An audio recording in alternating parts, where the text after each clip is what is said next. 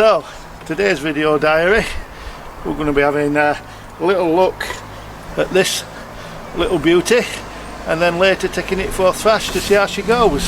So, yeah, welcome to my Suzuki TS185 project. So, okay, before we go for a spin, let's just have a quick walk around and see exactly what we've got.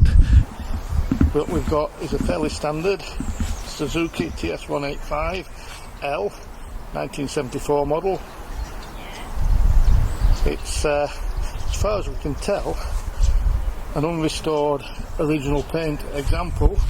Might have had a few bits and pieces touched up, but still got the original exhaust, still got most of the original paint. Does look quite neat from a distance. As you'll see as we move in a minute, it is showing a few battle scars. Just move into the tank, there's a few dents and scratches, minor ones, but the plan is to try and keep it as original as possible if we can. So try and keep the original paint, the original features with the battle scars. It's all part of the bike's history, I guess.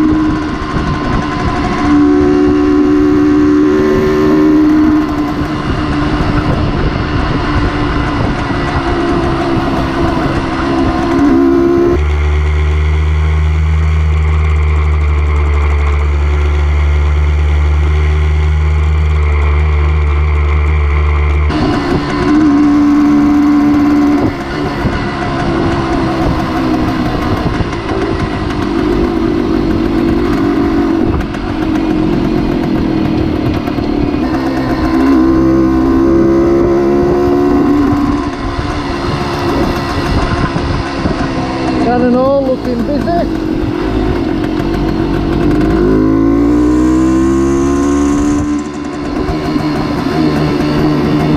There's the bit over the curve again.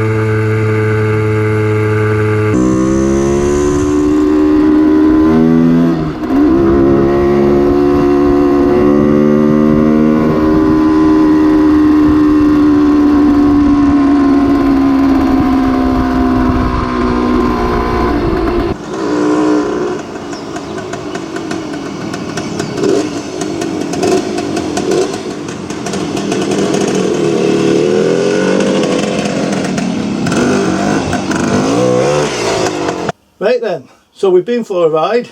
What do we think? To be honest, proper impressed. This bike, to say it's 47 years old, runs a lot better than I expected. Yeah, there's a few little bits and pieces that are going to need some attention. Carburetion's not 100%, but it was pulling strong. We probably did 60-65 on the flat and level out there. Maybe it would have gone a little bit faster if we'd have been willing to push it, but we're just seeing what it can do for now and how it pulls for now. From what we can tell, the tyres are as old as the bike. The date code on them is indecisive, but they're at least 27 years old and probably 47 years old. But surprisingly, on the dry roads we've been on today, gave us no problems. So for now, we're probably going to stick with them. Yep, we've got a to-do list, a few niggly little bits and pieces that need doing. The main one is we're going to have to line and seal the tank probably. Just it is starting to rust, and yeah, if we're going to preserve the original tank, we're probably going to have to give it some attention. As you'll probably see in the video, the clocks are not brilliant. They seem to give some sort of indication of revs and miles per hour up to a point, and then I'm guessing the magnets in the mechanism are a little bit past the best, but minor details. I think we've got a little gem here and we're going to stick with it. Hope you enjoy the video. Subscribe, follow me. Hopefully I'll do a few more reviews on some of my bikes and maybe some of my kit going forward. Thanks for watching. I'm the Barnsley Biker. This is my diary. Catch you all later. Cheers.